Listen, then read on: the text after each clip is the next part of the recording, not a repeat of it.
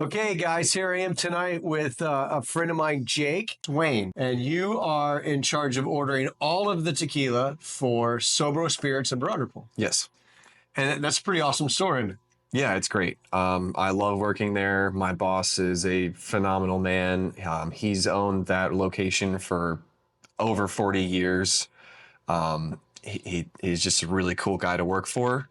And he lets me bring in products like these that he knows nothing about. That's Right? awesome. Like he has that faith in me that I have the palate that I can be like, you know what? We can sell that. And that's Lou Waterman, is that right? Lou Wildeman. Wildeman, there you go. I met him one time, and we talked about tequila in the aisleway, and he's like, "Oh, come back here. You got to meet my tequila." You guy." gotta It's talk like, to this guy. You know about tequila. And fortunately, he knows a friend of mine, Ray Cox, who owns several liquor stores Yes, as well. Ray Cox. So- I've met Ray Cox on a few different occasions.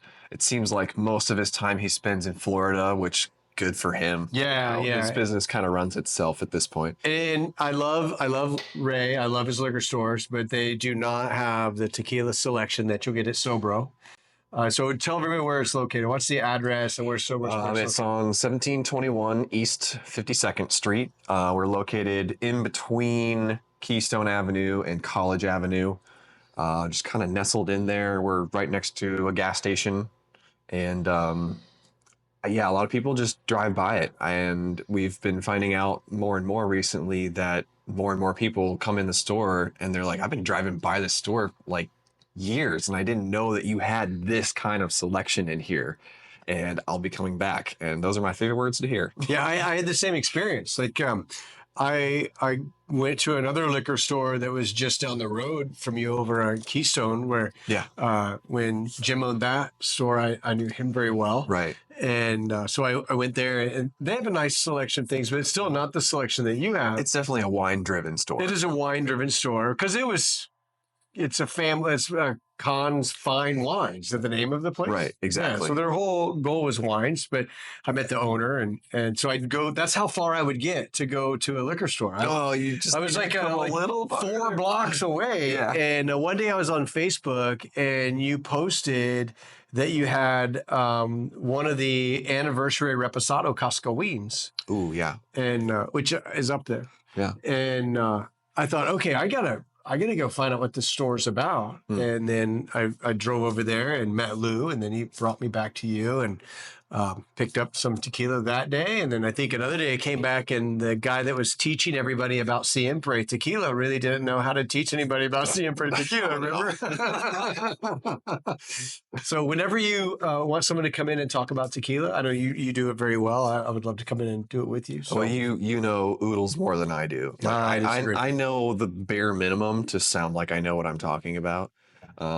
Obviously, I'm an enthusiast. I love tequila. I love the process and knowing about how they make it. But like actual people in Mexico and distillers and their names and their family members and their birthdays. You just have to go with us. That's yeah. Because that's where I threw up a little thing of cooked agave here because gosh, that smells so good, doesn't it? Like that's what tequila is supposed to smell like. That smells wonderful. Yeah, we've been chewing on it here, and it's a great candy to bring out. I'll bring you back some. It's very candy. It reminds me of Juliet mentioned earlier. It reminds me of a sweet potato, like that candy, like brown sugar, like with a little pineapple to me. It's like a sweet potato pineapple. Yeah. So you've brought a great tequila here from 1584. Yes. I don't know anything about this one, so tell me a little bit about it. So I'm just going to give you kind of the brief spiel that my salesperson gave me with this. And the whole thing with this tequila, the big thing that I latched onto when they were talking about it is that the well that they use for the water in this tequila is actually like super, super deep. Okay. I'm talking like 200 meters deep. Wow. And so they're drawing on a lot of very mineral water to use with this agave that they're cooking. And I did not personally think that this was a tequila when I first tried it. No kidding. I thought that this might be a mezcal. Okay. because it just has so much minerality. It's got this earthiness to it. And I asked him, I was like, this mezcal is a little different. You know, she's talking about it. She's telling me, oh yeah, they cook the agave in such a way in these hornos. And I'm like, wait, they're using ovens to make mezcal? Like that's very different from the norm. And she's Right. like, no, this is tequila. This is definitely not your average tequila. And I thought you would really like it because it's just very off profile. But I was just blown away at how much I like this tequila. I think we retail this about $55. Okay, so good price point. Yeah. Excellent price point. And I think the quality 48% ABV. it is a higher ABV. Yeah. Awesome.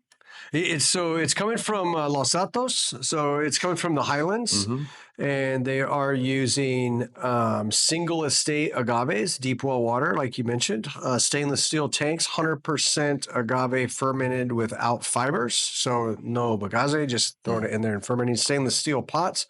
Looks like they're using a roller mill and a screw mill, so The combo. yeah, the screw mill is instead of a shredder, like a lot of distilleries use, they have a shredder before it goes through the roller mill. You should take it from those big clumps that come out of the oven, right? Yeah. Because it looks like this when it comes out of the oven. Yeah. So they got to make it into a place that doesn't break the fibers, but opens them up to put it through a roller mill. And a screw mill is a really cool process. They use that at 1146, and that screw mill like rips the agave open without tearing the fibers, and then it goes into the roller mill. So not a lot of people are using a screw mill like that, and they're distilling it and serving it up pretty much at the proof that it's at. So they're not watering this down to the proof. Right. I think that's another thing that she mentioned, that they don't cut any of their products. It's the batch is what it is. That's fantastic. Well, let's give it a shot. The label's really cool.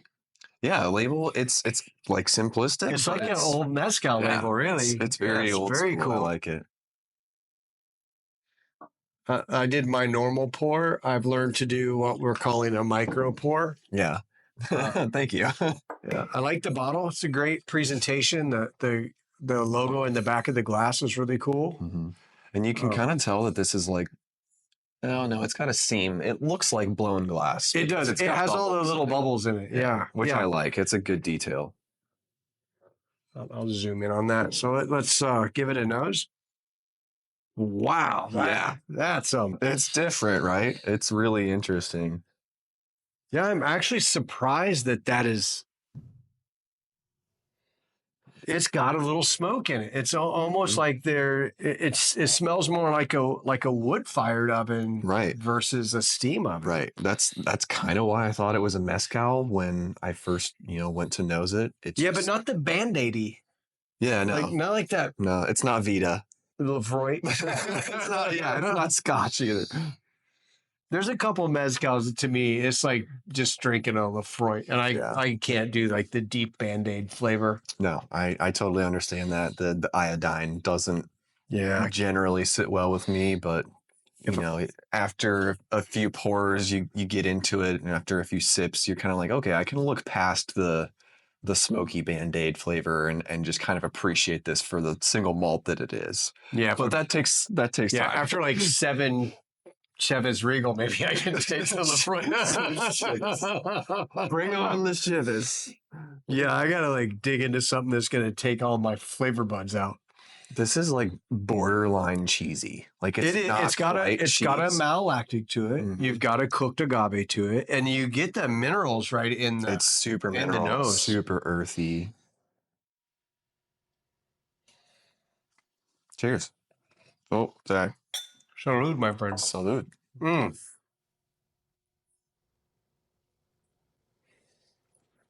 It's oddly citrusy to me. Yeah. Like I wasn't the nose and the palate are wildly different. I wasn't expecting that at all. I get I get a lime, a little bit of orange, a little bit of brininess. And that minerality just kind of sits in the back. Yeah, you kind of get that literally near the end, and the finish is long, but it's not like kicking you.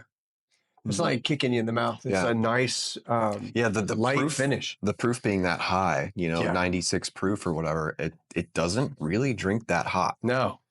Now we've been drinking a little bit here. Well, that's fair. When you come to my house and you're going to taste tequila, Or like 16 tequilas. 16 probably. Yeah, Probably a little closer to and we left 100 plus on the shelf that we didn't try. But one of the things we've talked about today is the fact that good tequila will have a little bit more of a burn in the front, but you don't get that the Kentucky lingering hug. burn, yeah. Right, or what I call it the Jalisco hug, right? The Like a Jalisco Kentucky hug or the bourbon hug.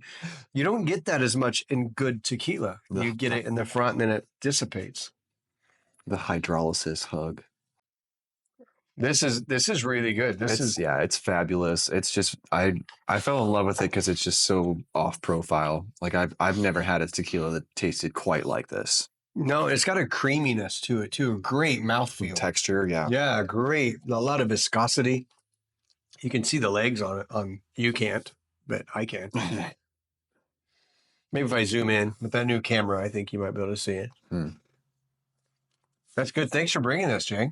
Absolutely, my pleasure. You should come over more often. We should do more of these videos together. I would love to. And you're like me. You're a tequila matchmaker guy. Yeah, So absolutely. I love it. Grover's done a great job putting that together. And thank you to Grover and Scarlett for giving us a resource. Yeah. No, Grover and Scarlett have done a great job. I think that's an amazing app website. And the amount of community involvement with that, and the ratings, if I don't know something about a tequila, I can go on there and be like, oh, that's got an 86 rating. Like that's probably pretty damn good, Well, thanks for coming. Thanks for bringing the tequila. I appreciate it. Yeah, my pleasure. Thanks for having me. Cheers, everybody. Cheers.